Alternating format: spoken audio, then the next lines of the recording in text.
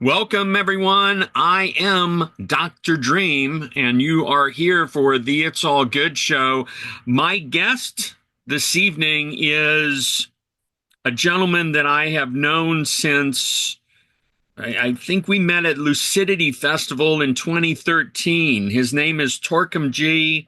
He is a sound healer, he's a meditation guide. He's one of those beings that has shown up to assist the rest of us in traversing the etheric.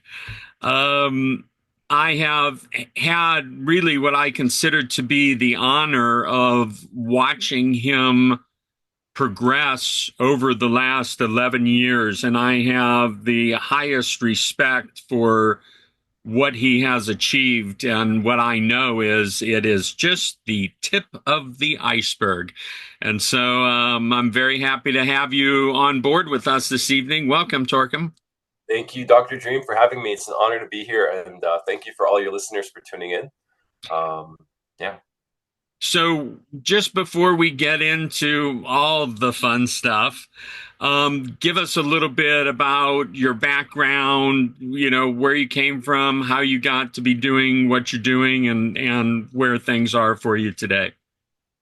Awesome. So, we wake up every day and it's like, who do we want to be? Like, where's our life going? What's our purpose? Something I think about all the time is how to live the best life I can. And so what really anchors me is my practice, which is meditation practice. I started meditating about 13 years ago. And so what I do for a living now is aligned with that. And I'm very grateful for it. I've seen the waves come and go. I've seen the scene grow, expand, contract. But all in all, I think the average person now has heard of a sound bath or a sound meditation or listens to some kind of frequency thing. So for me, yeah, it's like I've been doing this for 20 years, electronic music production. I bought a synth my first job at Subway, and I'll never forget. It was like the second Matrix movie came out, and it was my first time smoking pot. And I remember I came home and I all of a sudden knew how to operate my synth. Like I had put it aside for 6 months, but all of a sudden it made sense to me, and I started to maneuver and play with these little knobs. And one night I was playing in my room and I just remember crying like a year into this. The music was getting so incredible and it was developing around me and crescendoing, and I just started crying. And then this voice came in like, shh, it's okay, yeah, let it out. And it felt feminine, almost like left and a right, like energy, like angels or something. And then I was like 17. I had no idea, I had no precedent. I was not on any hardcore drugs or anything. I probably had smoked way earlier, but I was lost in the sauce with the music. So I ended up working as an after-school coach for LAUSD. I created my own program. They funded it, and I brought it to 6 middle schools. I got kids off the streets in my early 20s with a program that was called Digital Sounds. And I taught kids how to make electronic music. So that was really like my early 20s. It was music exploration, teaching, educating, working with youth. And somewhere in there, I flipped my car. All this stuff started happening to me. And I ended up in Fairfield, Iowa, studying Vedic science and meditation in February of 2011. Wow. And so all my, classmates and colleagues were all meditators. And there's a party at Oliver's apartment. Everyone's going to do DMT. It's like, do you want to come? And sure, I don't want to be left out. So it's a month in. I'm in this new town. I'm in this new university. Everyone meditates. Everyone's a wizard or a Jedi. Some of the older meditators can look at your tongue and tell you how much semen you're retaining or how your kidneys health is or anything. Like, it was just really, really a crazy place. So Fairfield, Iowa, if anyone's interested. So I remember one of those nights I went to this like ceremony and I asked, can I bring my little box? Do you guys mind if I play the sounds? They're like, yeah, play, do your thing. And I will never forget, like a download came in like a lightning bolt through my brain while I was playing. where it was almost like my fingertips. It was showing me is this intelligence, this innate intelligence, whether my intelligence or whether augmented or amplified or whatever it was, came through in the sense of like pure benevolent feeling. This is what you're here to do. Do you remember your first synth? Do you remember you used to play for your brother and his friends? How it keeps coming back? And it was a moment of realizing the timeline's collapsing. It's like, here you are. We're going to give you the goods. And I was like, I'm ready. And I made a kind of, it was almost like a pact or a contract with this, with my own inner self. The choice was presented to me. And the choice was, if you do this, you'll continue to get downloads on the process, you'll be supported, and you'll go places and take you places you could have never dreamed. If you put it down and don't believe in it, then you'll live a life of struggle, strife, material, forcing your way and willing your way through life. And you could have that too. Which one do you want? And I said, shit, I was like, this is what I want to do. And I was like, good choice. So for the rest of your time on this earth, this will be what your focus is. This is your main line of focus, and you'll be supported in it. And a year later, I dropped out of school. I came to LA. I met you. I was plugged right into the LA festival yoga scene, and I helped a few women with sleep apnea, period, hormonal imbalance stuff at these festivals where I would do these private sessions, summer of 2012. And the responses I got were just, people were like, my health has never been better. And it's, your sessions triggered a snowball effect that improved my sleep, changed my mood, changed all this stuff. And I was always like, I know what I'm doing. I know this field that I'm learning about, and Pythagoras and sound and frequency. I know it's effective, but like, little old me, come on, I tried to have every type of rationale explain what was happening to these people, but they would swear to me. Like one in particular, she was like, "No, I did nothing different with my life. I just came to 3 of your sessions every 2 weeks, and literally nothing else has changed. And my period's back, my hormones are balanced, like everything's looking really, really good, and I can meditate way easier now." And so those were the reinforcements, that were like, okay, this is what I'm supposed to do. And so since then, since 2013, around the time that we met, Dr. Dream, I've had the great pleasure of expanding out and learning and sharing this work from festivals, conferences, ER staff, veterans, cancer patients, children, couples therapy, hotels, real estate conventions. I mean, you name it. It's just brought me Colombia, Canada, New York. So I never thought of like, I never wanted to be like, live a rock star life or a celebrity. And I still haven't,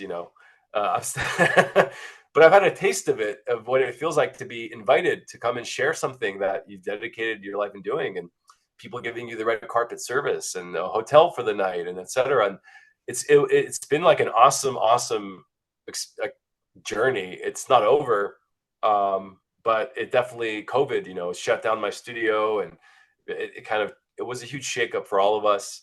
And definitely a lot has changed since then. And I can also see sound healing has blown up in the digital world, and Instagram, TikTok. It's definitely more of a thing. But for me, it's not a thing I'm going to either come in or out of. It's kind of what is within me, and I don't plan to stop. I don't see where I even started. It's just one big continuum, and every time I sit to do the sessions, I pick up a baton, and I continue that unfolding, that toroidal washing machine of digging deeper and deeper and deeper into the silence, and finding those little shiny little rubies and gems on the cave walls. So anyways, that was a lot of words, but I hope that answers a little bit.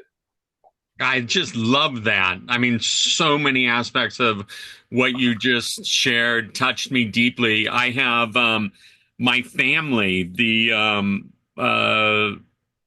relatives, the Peebler side, my father's side of my family comes from Fairfield, Iowa. Of course, nowhere near the scene that you discussed, DMT or anything.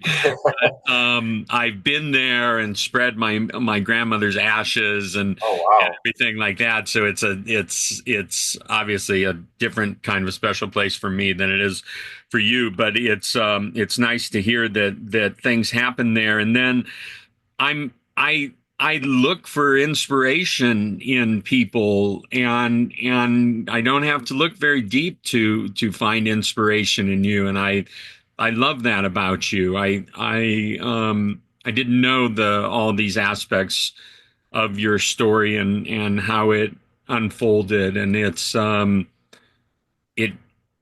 I've dedicated my life, and it's just because this is what I do, and this is how my outreach has shown up as the tour of love and traveling from place to place to place, and you don't realize it. I didn't realize it at the time, and now 15 years later, and hundreds and hundreds of facilitated experiences for groups, not to mention one-on-one sessions. It's like that aspect of staying dedicated, of staying focused, of not veering off in another direction, not selling out, not any of it, just staying true to ourselves. And that's what I'm hearing and feeling in your story. And then it just makes so much sense why I've enjoyed following you and watching everything that you've done. Now, in this time, I mean, it's I've got like some questions I've written down here. I had fun today before the podcast watching some of your things, and um, a few of the things went back to 2017 or 2018, and it was fascinating to watch and hear some of the stories and kind of watch your evolution. And so 11, 12 years for you, what have been some of the highlights? What have been some of those moments, those sort of epiphany type moments that not just kept you on the track, but were points of expansion along this journey of sound and frequency and vibration? Great question. I've lately been reframing how I view what this work has done to me and for me. And the best way to put it in simple terms is I used to think that all of this was an additive process, but now I understand the truth, which is it's completely not additive, it's subtractive. When you start off, you think, oh, I need to learn more about 528 and how that connects with DNA. And I need to learn more about the ancient mysteries of Egypt and how they incorporated the frequencies. And I need to get enlightened and higher and higher and higher up the hierarchy of getting deeper and farther and higher into the thing before I can make it make sense.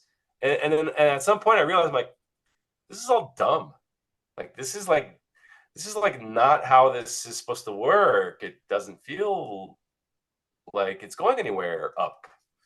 So then I was like, well, what's happening with me? I was like, I keep talking crap about all this solfeggio stuff, and I keep trying to dispel all these false notions of how sound and frequencies work. And I keep trying to be on this like almost like antagonistic and downer side of the spiritual movement by saying, guys, we keep raising our vibe. We got to lower our vibe down, like ground it down a little bit lower.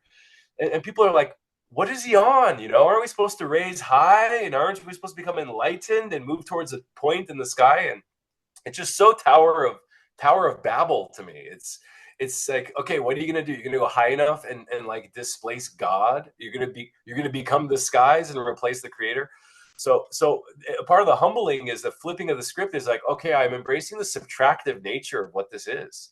It's subtractive of your ego. It's subtractive of your identity. It's subtractive of your like false notions of the world, of yourself, of anything you thought was the way it was, of the way you may have felt before the session, of what you thought sound and frequency could do or could be.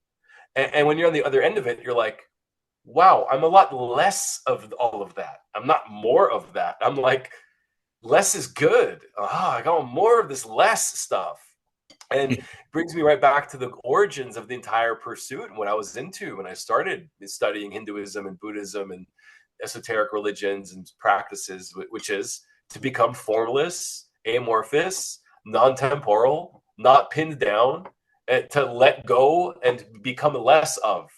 And then it made total sense. Is the most powerful aspect of sound is to bring us to our divinity.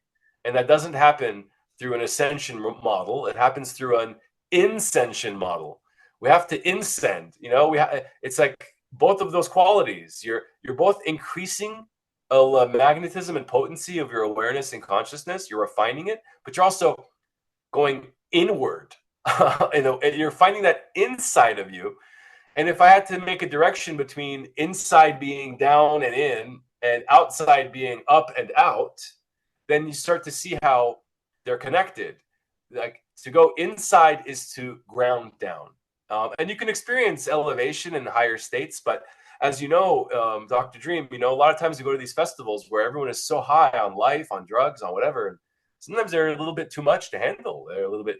It's like hard to relate almost, because someone is so disassociated from the human experience and what it means to even relate and be a human that I'm like, I don't want that for me. I'd rather be in a place of mud, humility, dirt, ground. If I make mistakes and people talk shit about that or comment on me, and it's okay. Like, my self-esteem can deal with it. It's like I shifted away from being an ascended shamanic master guide of the skies who's infallible and everything is always aligned and always correcting other people to feel good about my own. And I was like, I'm so over this neo-shamanism stuff that I see, that comes up in me, creeps up in all of us. If you're pursuing the spiritual knowledge and pursuit, you have to completely be, you have to continuously meet again and again in aspects of your shadow and your ego. And so I chose to just be like, yeah, fine, okay. We all have egos, we all have our feet in the mud. It's okay down here. Like, that's fine. And it's allowed me to approach my sound work as such. I'm not here to save the world. I'm not here to help someone, do anything other than what it is that they need.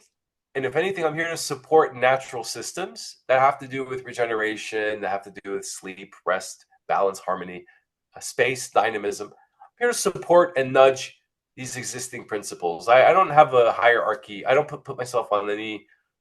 I don't have like a role or responsibility to others. I used to think that I did, but instead, it's subtract all of that, and what are you left with? You're left with everything, in my opinion.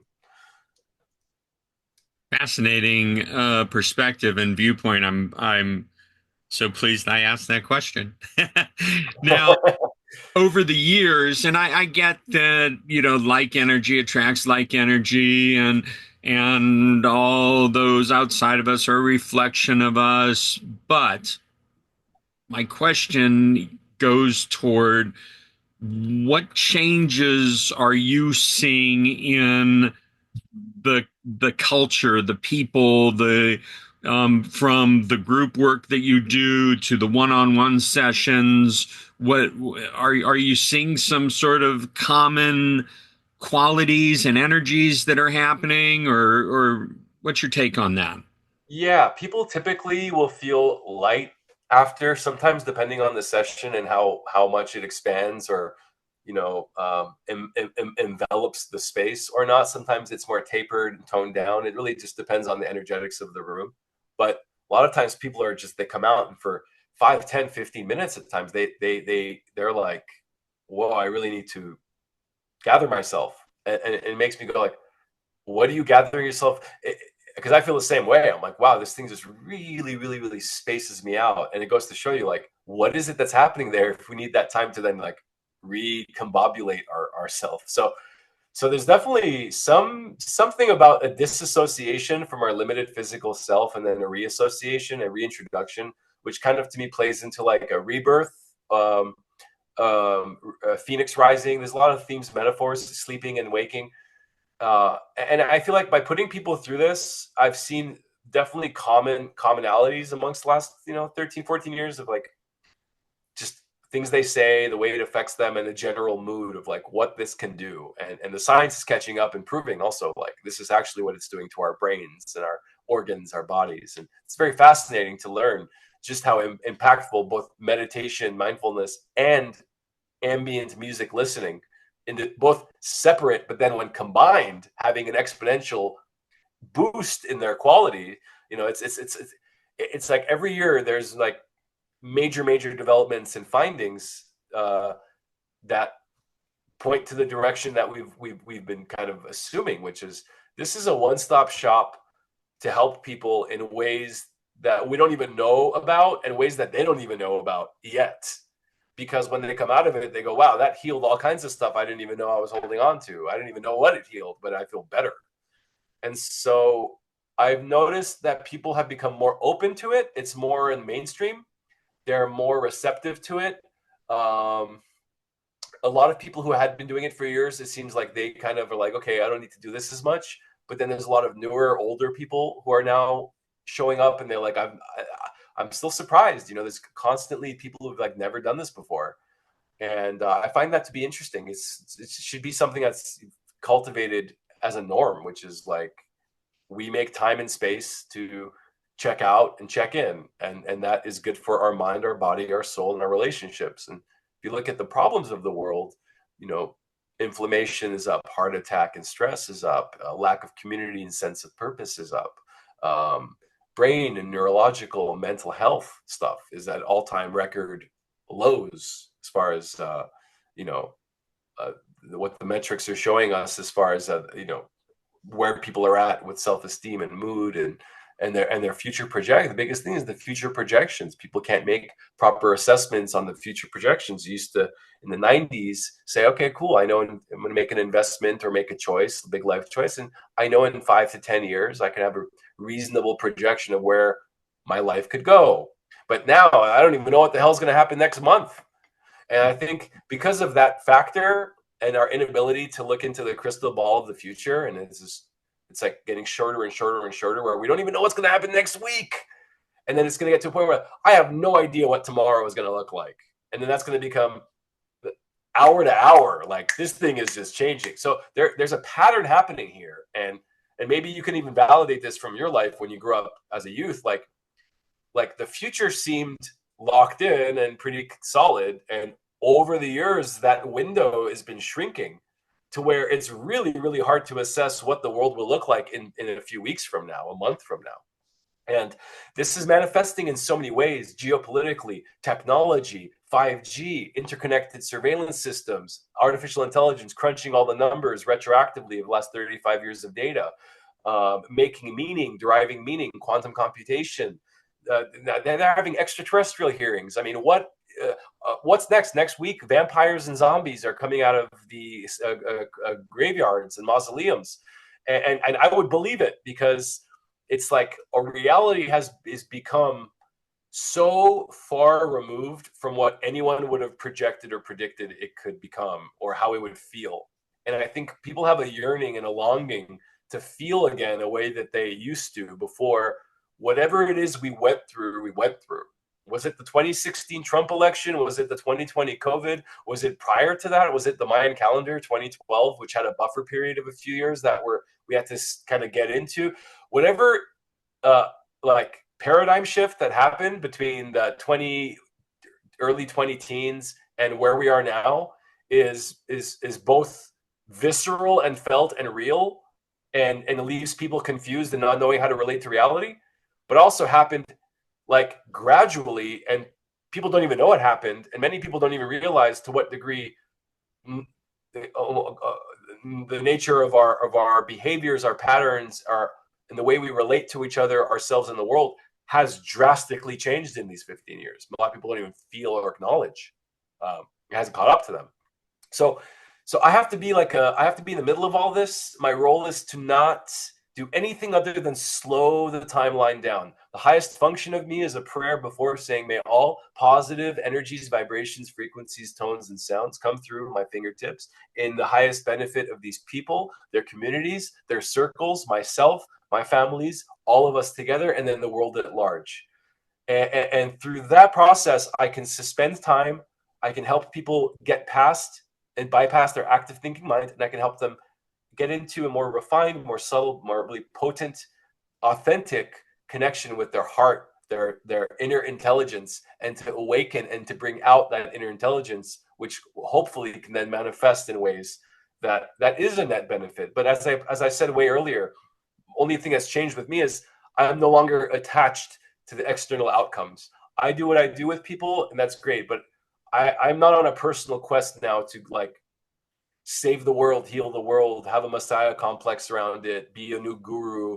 I think that whole era is evolved, and it's now time for people in positions of like myself and like yourself to the great redirect. I call it. You send me the energy, or it's right back to you. You come to watch Torkom on stage do a sound bath. There's 100 people. Guess what? It's not even about him because he's going to have you close your eyes and right back to you. It's about you. You're coming to your show. You're coming to close your eyes and go into your show. You're the rock star. And so the older I get, the more I do the work, the more I disassociate from all of that stuff. Like, it's not about me. I'm not the guru. I'm not a savior, and I'm not interested in developing any complexes around those things. Instead, I'm an architect and engineer of a system. The system allows me to reliably bring people, including myself, into very deep hypnotic states of consciousness that are supported by a toroidal push and pull, tidal rising, falling, expansion, compression. That sound allows air and the medium of air and particles and air propagation to mimic and simulate gravity waves and the explosion of the cosmic waves and oscillations on celestial levels that have to do with expansion and compression. So I feel like I'm just playing that out. I'm just helping people rise and fall, expand and compress, and stretch, like Laffy Taffy. And then and at the end of that process, I wait and I go, where's the wind current?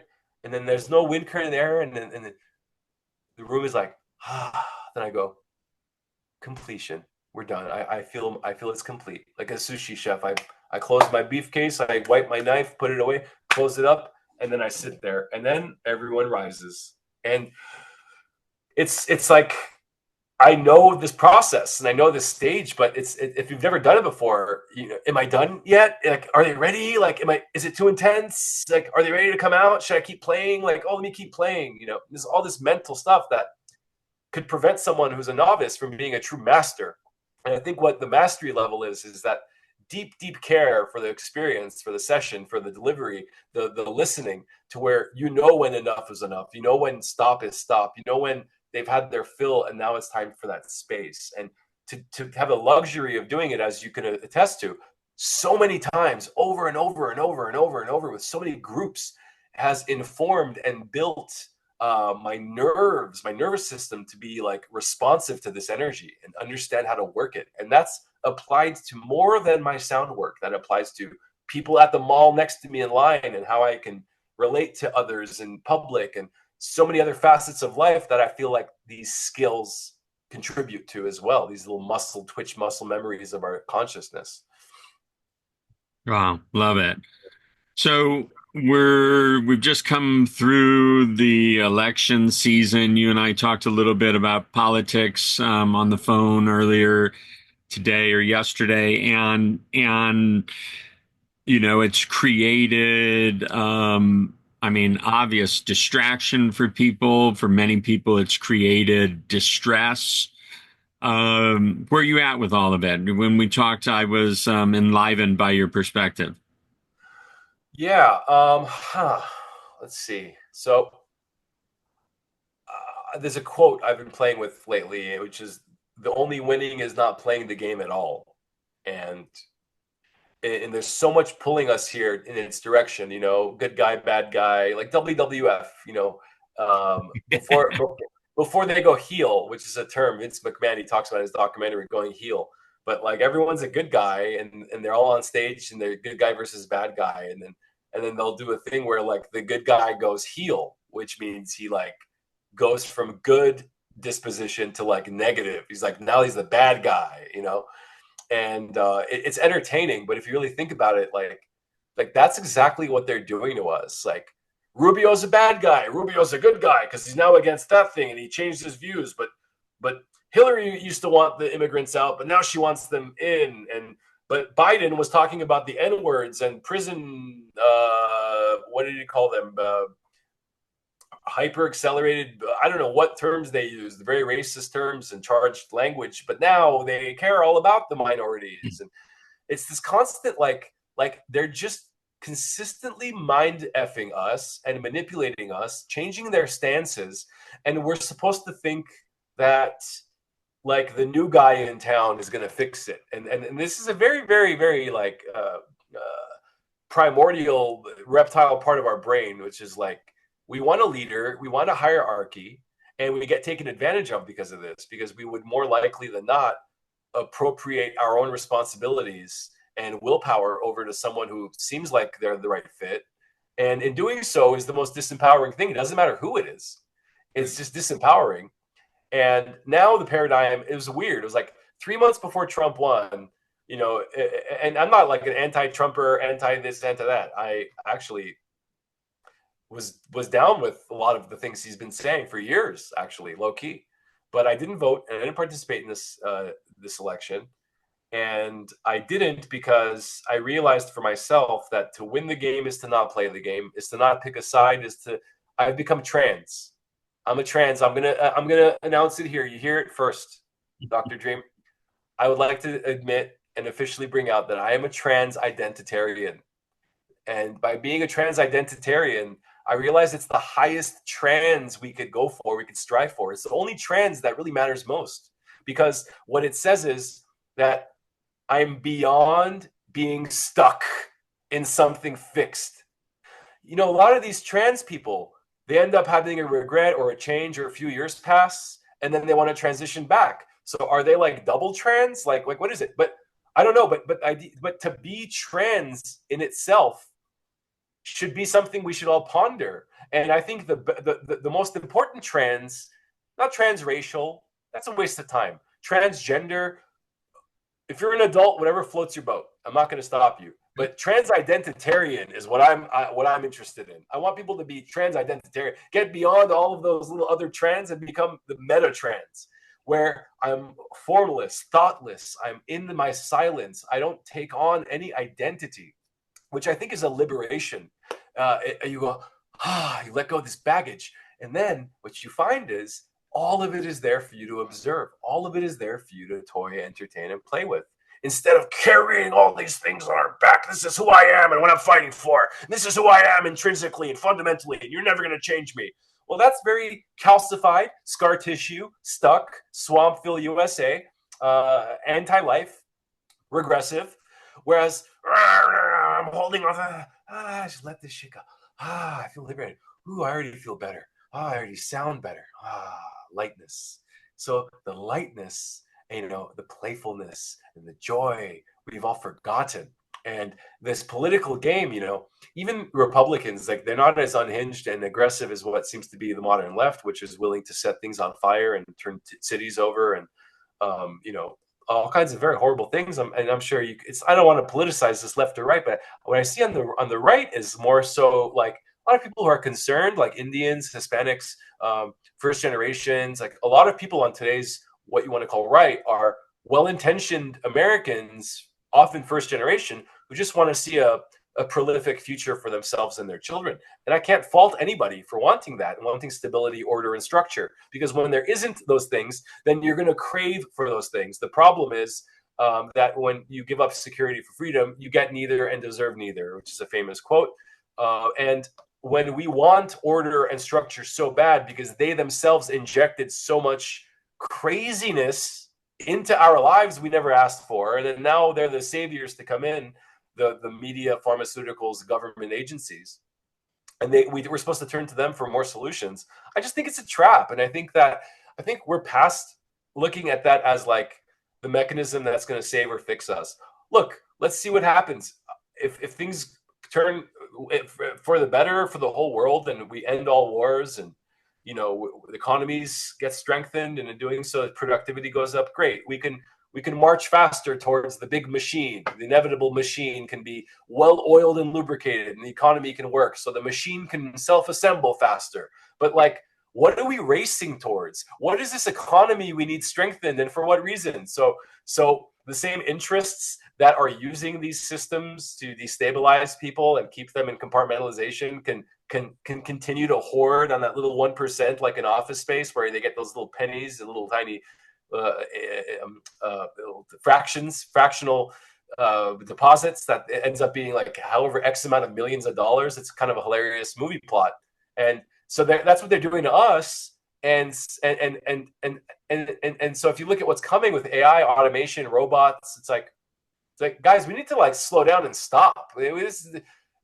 Only forward, in my opinion, right now is backward. We need to shit on the grass and the bushes again and eat on all fours and huddle under a tree. And maybe we have some chance of making it through if we could howl with the moon like a wolf and grow crops. But that's never going to happen. And people are really complacent and comfortable. And I'm maybe being a little idealistic, but I think animism, and I think reconnection with the earth, some of the older ways are actually the way forward. I don't see the next iPhone and the next 5G and the faster rocket and colonizing Mars. I don't see those things as the way forward anymore. And therefore, all of our politics is associated with those goals. We need to get on the moon. We need to secure our border. We need to strengthen the economy. We need to build the machine faster. So what am I supposed to be on the side of? Well, my future children's oppression when the Terminator T-1000 is crushing their skull on the floor, like the movies have shown us? Like every military is getting ready to build right now, swarm technology. Like the 2001 PDF document I read yesterday, 97 pages, that goes into the future tech of 2025 and how wars will be fought. And I'm here reading it in 2024, almost 2025, going, holy fuck, they literally predicted this shit. Skynet, robots, automated drone swarms, 5G, you name it. And right after 9/11, just before this documentation was published through NASA, I'd be more than happy to send it to you. It's on my desktop. I have to go and find it. And they literally play out the play-by-play of where weapons technology, they even refer to humans as like replaceable and weak and diminishing in their values as opposed to machines. So this is how we're viewed as. And when they eat McDonald's on a plane, they're laughing at you. They're saying, look, peasants, we're eating food just like you. These people don't eat McDonald's. They hang out and eat Nobu, and they have like A15, Wagyu steaks every night. These people live like on private jets, and they're over here, oh, McDonald's, they're laughing at you. Just like, they say the whole thing with vaccines, and then it turns out RFK is a huge vaccine proponent. Just the safe ones, though. Just the safe ones.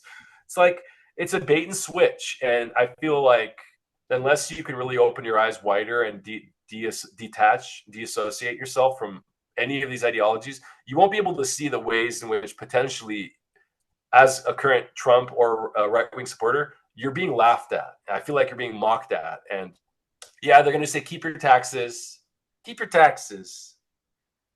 Oh, we're gonna get rid of the immigrant problem. We're gonna get rid of 5 million of them. Okay, well, there's another 35 million to go. But so they just give this public perception that they're gonna give you just a little bit. But at the end of the day, there will be a central bank. There will be a Federal Reserve. There will be drone swarms. They'll be automated. There'll be police with upgraded police dogs. There'll be cameras tracking your movements, tracking how your shoulders roll, because you're going to have a face mask and you're not going to want to be seen in public and detected by every effing camera. But guess what? They're going to have your stride down like they do in China. And they're going to say, oh, that's Mark. Beneath all the veil, we can tell by his walk. Get ready for a future, potentially, where every single action, not just digital, but the non-digital actions, are somehow tracked, traced, documented, and analyzed using very, very sophisticated consumer-grade AI that exists right now. I can pay $20 a month and get an AI that literally would have been in like laboratories just 7-8 years ago. And I can do incredible things with it, but to a limit. Imagine what they have. Imagine how much they know about us and have known and are now entering this next phase of information warfare. So it's like psychology warfare, which is custom tailored programs for people based on their behaviors, patterns, emails, texts, web clicks, propensities, when they go to the bathroom, when they eat, how often they shower, how often they brush their teeth. And then using all of these little pieces of data to get a really high resolution composite um, um, um, understanding of each of us in a way where we can be targeted and kept in our little compartmentalized prisons of shame and guilt, and you wouldn't want anyone to see conversations you've had, would you? Well, now it's on public blast, and that camera detected it, and that last text you had is now everyone's public display, and it's going to be inescapable. They talk about say goodbye to your privacy. Okay, well, what does that mean? That means literally everything you've ever done digitally is just sitting behind a really shitty lock, and now AI swarms are going through everything that's ever been encrypted and learning.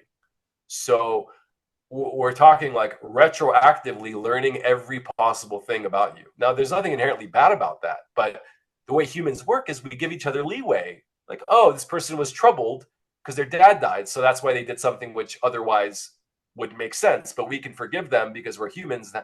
Not when everything is like put into a chart and this person did this, said this, did that with no context. You're like, wow, everyone's fucking horrible. And I feel like that's the next wave of where they want it to go. That's the next communist kind of move, if you will, is to turn everyone amongst themselves. And the best way to do that is you use public shame and guilt by acknowledging and understanding who someone is and what kind of impact they could be put on them if they don't play ball properly, by leveraging the excess of information, and then how artificial intelligence is able to like decipher, understand, decode who you are and what really gets to you, and how to like mess with that, and how to keep you contained, keep you safe. So anyway, that, like I said, that was a lot of words once again, but I would love to turn it over to you and see what you think about some of those thoughts. I mean, it's there are aspects. I love everything you just said. I mean, when I say I love it, I have a great deal of respect for how that perspective has come about. The overriding thought as you were saying all that is for me to ask you something, and to ask you, are you hopeful about the future? There's always a tit for a tat, a check for a balance. There's a little bit of that light in the dark of the yin yang. There's a little bit of that dark in the light of that yin yang.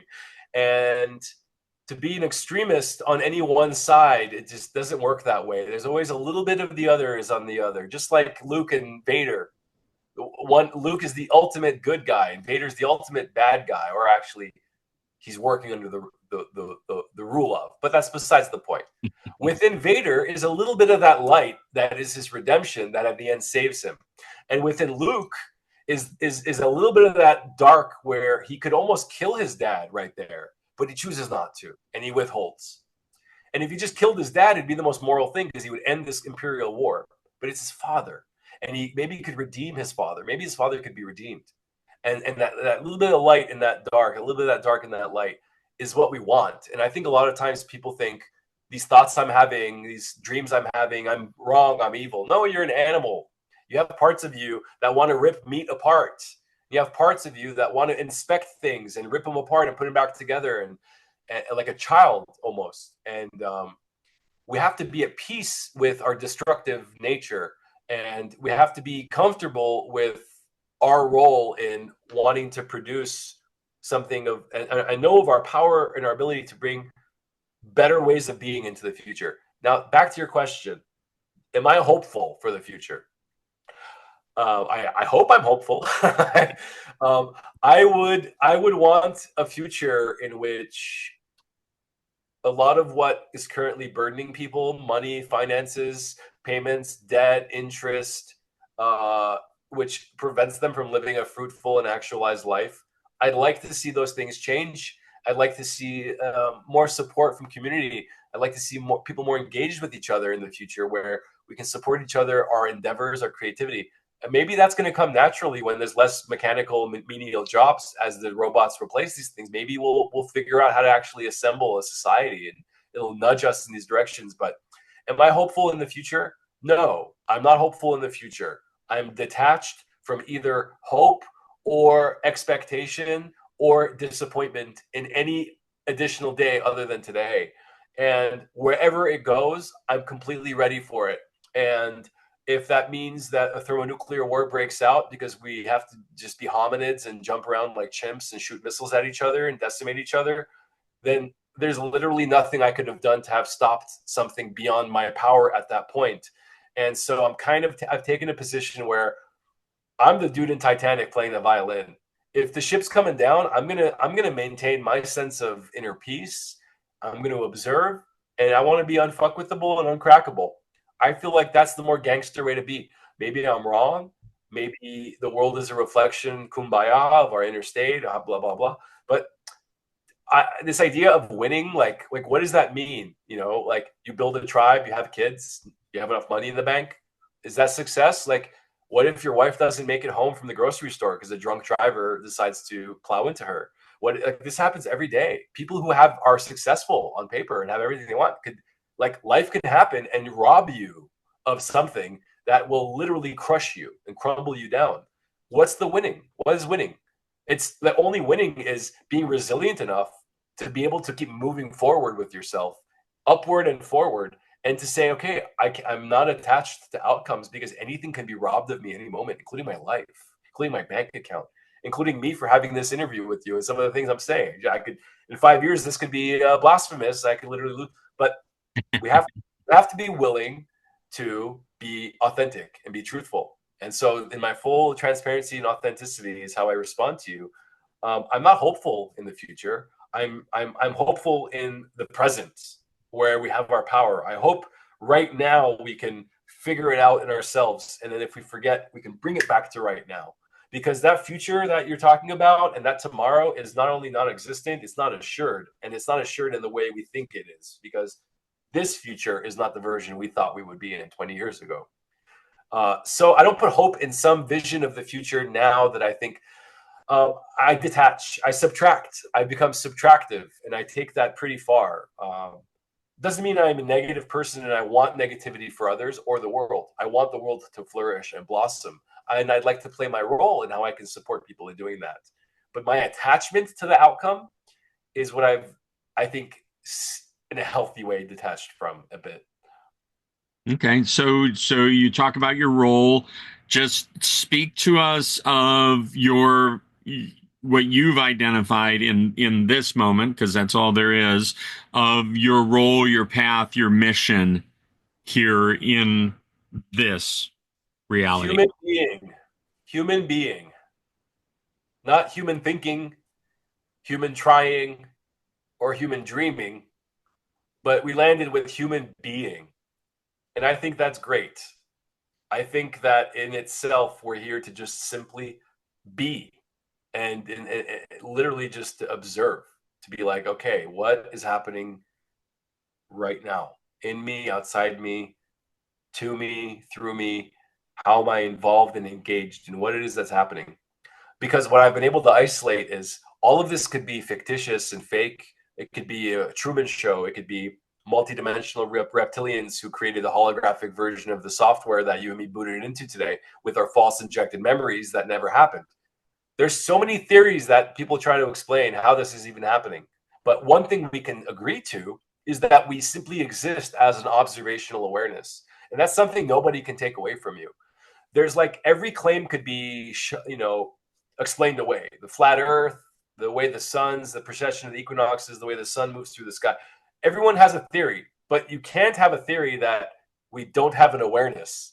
That just can't exist. So the one and only true fact I know is that I'm aware, because I'm talking to you right now, and I'm aware of my awareness talking to you.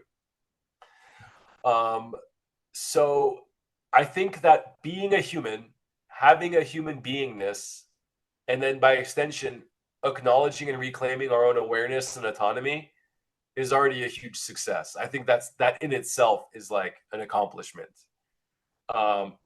Everything else, I think, I feel in my heart is kind of propped up to make us feel like we have to do things to earn things, to work towards a goal.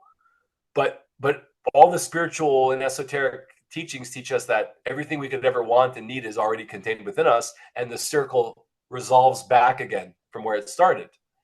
And so it's like, there's a hero's journey. We got to go on that journey to initiate the chain of events. But where it brings us back to, it is the same fundamental truth every time. And it's always been, and it's unchanging. And so, when you do that enough times, it's like, okay, so do I want to keep going through this again and again? Okay, Susan, Betty, get everyone in the car. We're going for another round on the journey. It's like, how many more times do you want to keep going around, right?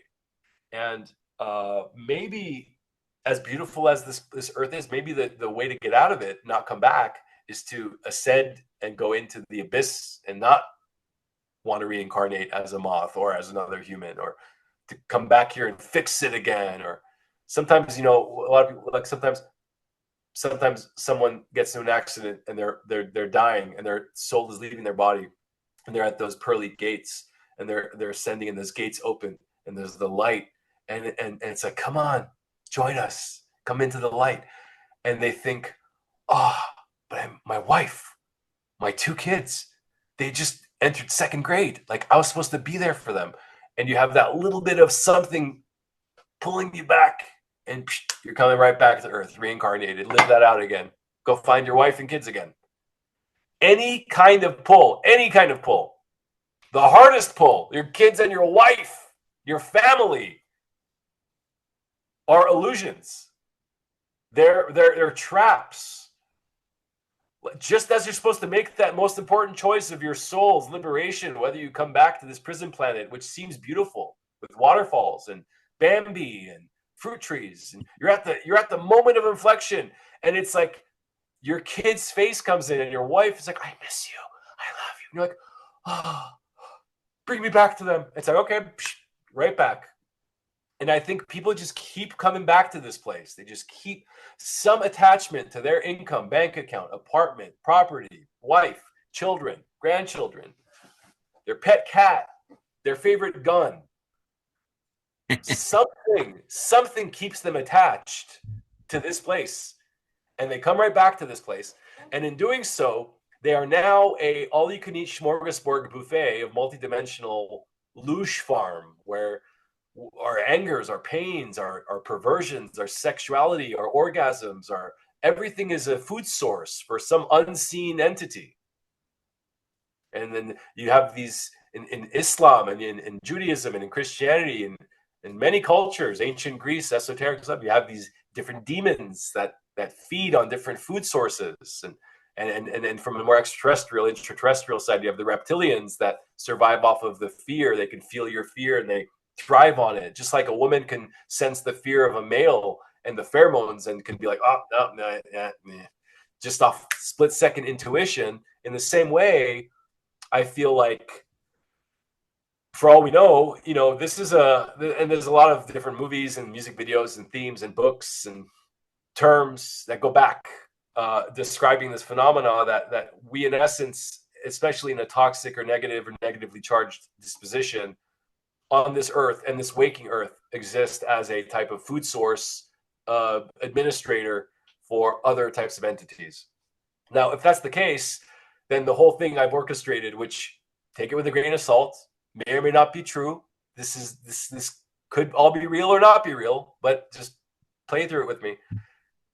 If it's so easy to come back here, and what you hold on to, you attach to and you bind to, and those things follow you and they burden you, and then at those moments of inflection where you can either be free and liberated or not, the things that you're bound to show up first and strongest. When people are dying, they're like, I saw my whole life flash before my eyes. There's a system that's happening to us upon the important life-death moments. And our soul has to be prepared and understand what it is it's going to do or doing, and to do it in a way that's responsible and mindful and complete and whole in itself. Or else it's easy to come back here, because what you bind to, you will return to. And in doing so, if it's a loosh farm where they gather, off of our negative energy, then the whole system makes sense. Like, okay, it's kind of a trap here. Like, it looks nice. It's a nice backdrop. The green, the plants sure do smell nice and fresh and green, and the flowers bloom, and the sun looks pink, and yeah, it's a beautiful hollow. It's like a beautiful, beautiful, prison. It's like a Japanese or Norwegian prison. It's not like these American federal prisons. Like this is nice. You got a window, you got it's nice things to look at, So I know that sounds like really negative and downer, but I'm really, if you really look deeper into it, I'm speaking along the lines of a lot of like ancient and mystic and esoteric information that has followed us and is in stories and exists. It's not like I'm creating or inventing any of these ideas. I'm just putting them on as hats and entertaining them and trying to make sense, just like anyone else, of a really confusing, crazy reality in which everyone claims to know the truth. And there's so many shamans and leaders, and everyone's trying to guide you to this moment of epiphany and completion. But I feel like I already know where that's at. It's in every person. Like, how dare anyone else point anyone to that in an objective way? Like, it's a subjective thing that only you could discover. At best, you could help someone with tools and processes on how you did it and how they can do it within their own self. But to tell them that that's outside of them and you're going to help get them to some place that everyone's going to share in some mutual utopia success model that everyone wakes up on the same frequency and wavelength, like, maybe if we were alien grays and shared a hive mentality, but we're clearly not that.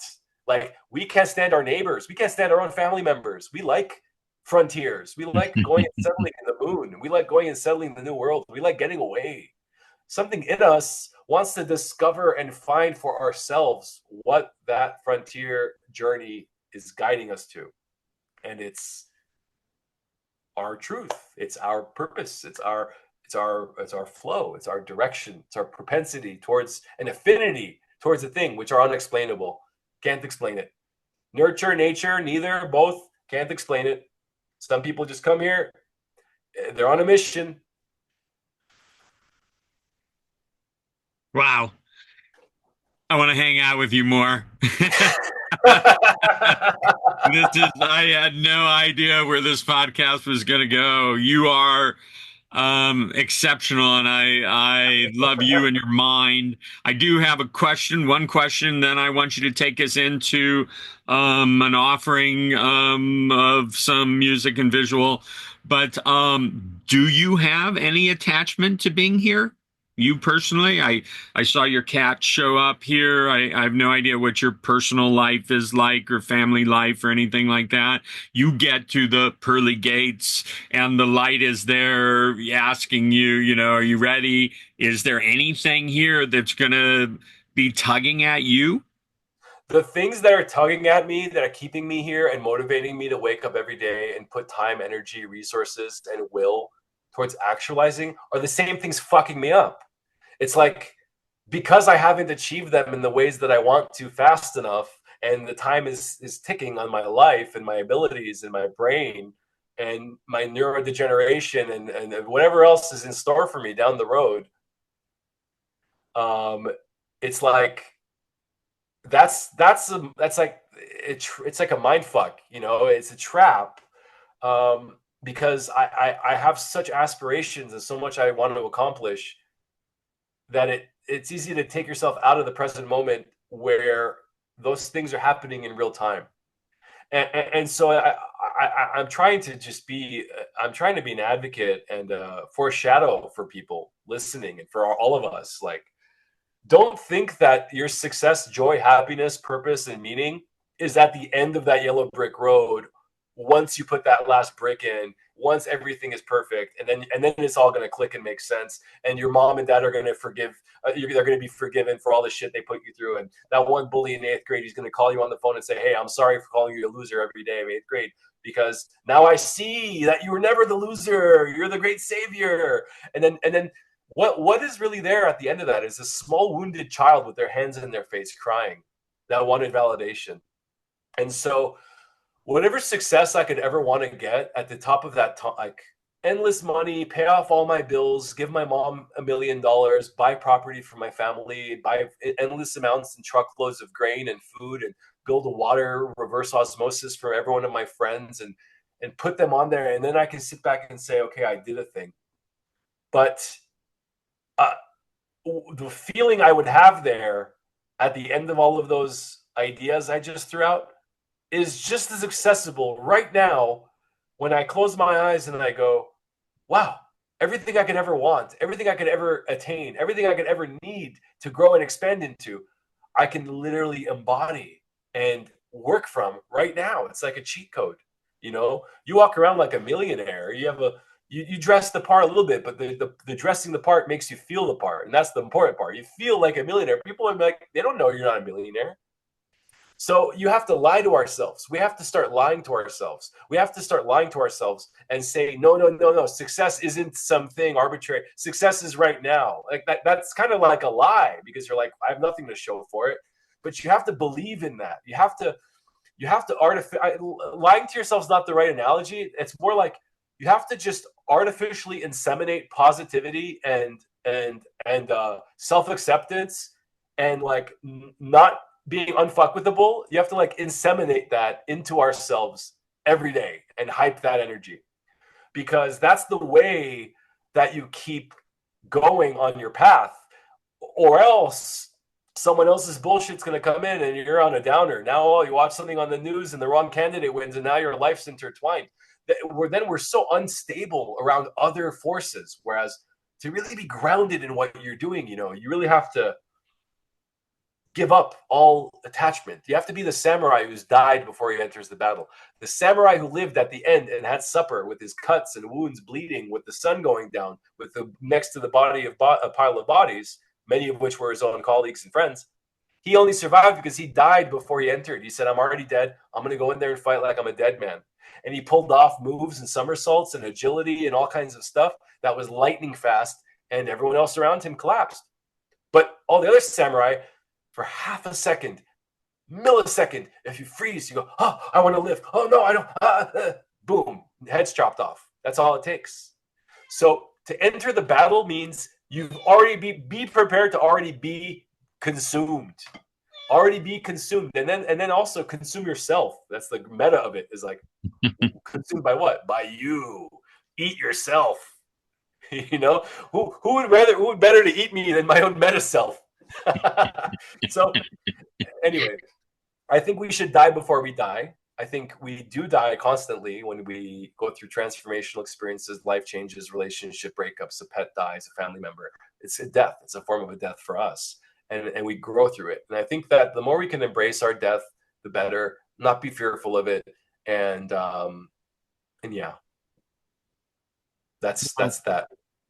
Thank you for all of that. You are fascinating. I had a vision of myself tonight ending up at the pearly gates and the light being there, and me saying, no, no, no, I've got to go back because I'm not done with Torkom yet.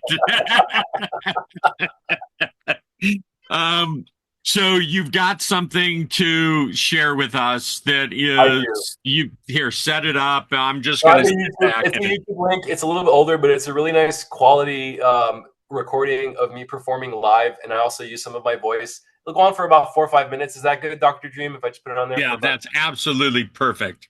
Cool. So these sounds are just meant to be as natural as possible. They come from a synthesizer with vacuum tubes. They're tuned to 432 hertz, which is an artist preference. I do prefer that frequency. And it's a reflection and an embodiment of how harmonic overtones are revealed through a fundamental wave, and how through delay parameters, they kind of create new chord possibilities in time, temporally. I have a little bit of voice. I sing. I hope you guys enjoy. Little sweet piece. I'll pay 5 minutes of it, and you can close your eyes, make an intention for yourself, for your purpose, for your clarity, how to subtract and let go of more to become more embodied in what already is there, wanting you and calling you from within to be acknowledged. So with that said, I want to thank you so much, my dear friend, Mark, Dr. Dream, for being such a pioneer, such a heart-centered, prolific, powerful, benevolent, healing energy, and for inviting me to be on the podcast today. And I hope you have a beautiful, beautiful rest of your year. I'm sending you all my best wishes and blessings, and I'd love to do it again. Just let me know anytime. And same to your tuners, tuning in, all of your listeners. Thank you for joining us. I'm excited for this next moments.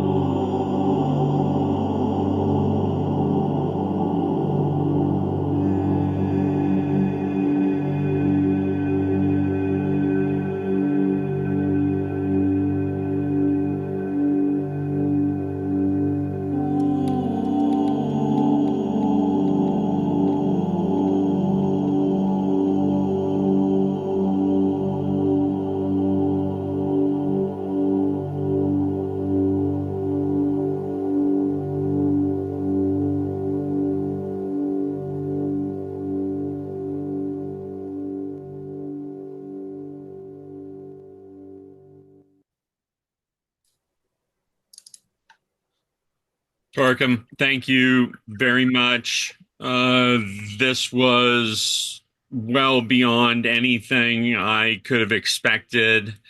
And I can't wait right now to listen to it over. You will definitely be invited back. I didn't even get to talk about what you've got going on in Los Angeles. People can find People you. can, yeah, Google Linktree, and my name Torkom, Torkom. You'll find the top link. It has all my events, articles about me, private links to my music. You can connect to my social media. So, but yeah, Dr. Dream, don't worry about it. And thank you so much. I didn't want to cut you off there. Please continue.